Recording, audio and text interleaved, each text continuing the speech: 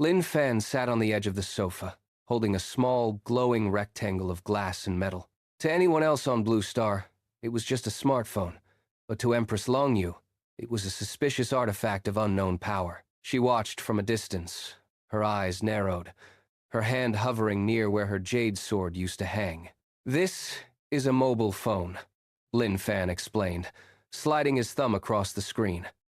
"It's how people talk, learn, and see the world without leaving their rooms." Long Yue stepped closer, her silk robes whispering against the floor. She saw images of people dancing, heard music coming from the tiny speakers, and witnessed a world of information flickering at a touch. "Is this a soul-trapping mirror?" she demanded, her voice trembling slightly. "Does it harvest the essence of those who gaze into it?" Lin Fan chuckled and handed it to her. As her fingers brushed the glass, a video of a small orange cat chasing its own tail appeared. The Empress of the Nine Heavens stood frozen, her regal dignity momentarily shattered by the sight of a fluffy creature on a glowing screen. For the next 5 hours, the woman who once commanded celestial armies sat cross-legged on the floor, mesmerized by the magic slab, her thumb tentatively scrolling through the infinite wonders of the internet. But the world outside the apartment was even more daunting. Lin Fan decided it was time for her to see the city. As they stood on the sidewalk, a yellow taxi screeched to a halt in front of them. Long Yu recoiled, her eyes wide with alarm. "You expect me to enter the belly of this iron beast?" she hissed, pointing at the car. "It has no spirit energy, yet it roars and breathes poison. It is an abomination of the Tao." "It's just a car, Long Yu," Lin Fan sighed, pulling the door open. "Get in before the driver starts charging us for the wait." The ride was a journey of terror and wonder. Long Yue clutched the door handle so hard the plastic groaned. She watched the skyscrapers blur past, her mind struggling to comprehend a civilization that built mountains of glass and steel instead of carved jade and spirit stone. She marveled at the carriages that moved without horses, realizing that in this world, human ingenuity had replaced the laws of magic she once mastered. Their destination was a sprawling shopping mall, a palace of mortal consumption. Long Yue's silver robes, while stunning, drew stares from every passerby. To blend in, she needed modern clothes. The transition was a brutal blow to her pride. She walked through the aisles of the department store, scoffing at the weak and flimsy fabrics. The most harrowing moment came in a secluded corner of a clothing store, the lingerie section. Lin Fan, with the thick-skinned indifference of a former demon lord, began picking out various undergarments. "What are these? These silk cages?" Long Yue whispered, her face turning a deep, burning crimson. In the immortal realm, her robes were enchanted to provide perfect comfort and protection. The idea of wearing such intimate, functional garments and having a man discuss them was a concept she found utterly scandalous. She called Lin Fan a vile, shameless pervert no less than a dozen times.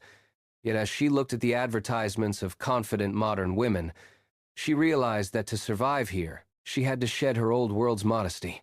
Domestic life proved just as treacherous. One afternoon, Lin Fan attempted to teach her the alchemy of the kitchen. Long Yu approached the gas stove as if it were a high-level pill-refining furnace. When she couldn't summon a true fire of samadhi with her fingers, she grew frustrated. When Lin Fan finally clicked the knob and a blue flame hissed into existence, she nearly struck the stove with a defensive palm, convinced a fire demon was attempting to breach the apartment. But a more humiliating realization was coming. After a dinner of instant noodles and spicy snacks, Long Yue felt a strange, heavy disturbance in her lower abdomen. "Lin Fan," she said, her voice small and filled with dread. "I believe my mortal shell is failing. There is a pressure, a corruption within me." Lin Fan suppressed a grin. He knew the fairies don't poop myth was about to be shattered. He pointed her toward the bathroom.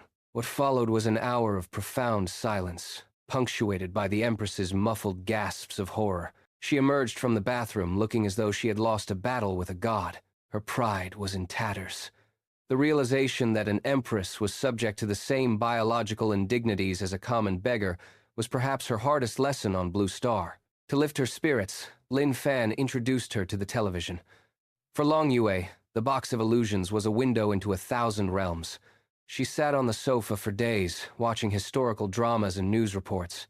She saw humans traveling to the moon and weapons that could level mountains. She began to understand that while this world lacked spiritual power, it possessed a different kind of strength science. However, discovery led to ambition. "I wish to be rich," she declared one morning. "I will no longer be a guest in this small room. I will buy a palace of my own." She pulled out her most prized possession, a glazed immortal bead she had salvaged from the void. In her world, it was worth a kingdom. She marched Lin Fan to a high-end jewelry store and presented the bead to a startled clerk. "This is a treasure that holds the essence of 10,000 stars," she proclaimed with regal grace. The clerk looked at the bead through a magnifying glass, then handed it back with a sympathetic smile. "I'm sorry, miss. This is just a very high-quality glass marble. It has no market value." Long Yu stood in the middle of them all, the worthless bead in her hand, her dreams of wealth vanishing like mist. The realization hit her like a physical blow. In this world, her treasures were toys, and her status was a delusion. The weight of her new reality finally broke her defenses. That evening, Lin Fan's best friend, Zhou Yan, came over. He was a boisterous man who treated Long Yu like Lin Fan's actual wife, constantly teasing them about their happy marriage. To avoid suspicion, Long Yue had to play along, smiling through gritted teeth while Lin Fan borrowed money just to keep them fed. She watched from the kitchen as Lin Fan took the stack of cash from his friend. His shoulders slumped with the weight of responsibility. The demon lord was humbling himself, begging for scraps of paper just to provide a life for her. Later that night, a heavy rain began to fall. Long Yue stood on the small balcony, her wet hair clinging to her face as she stared at the gray, neon-lit horizon. The stars were hidden behind smog and clouds, looking nothing like the brilliant constellations of the immortal realm. She felt small. She felt fragile. She felt like a ghost, haunting a world that didn't want her. Lin Fan walked onto the balcony and stood beside her. He didn't say a word. He didn't offer a joke or a snide remark. He simply placed his jacket over her shivering shoulders. In that moment, the Empress and the Demon Lord weren't enemies or rulers. They were just two souls, lost in a world of machines and money, holding on to the only other person who knew who they truly were.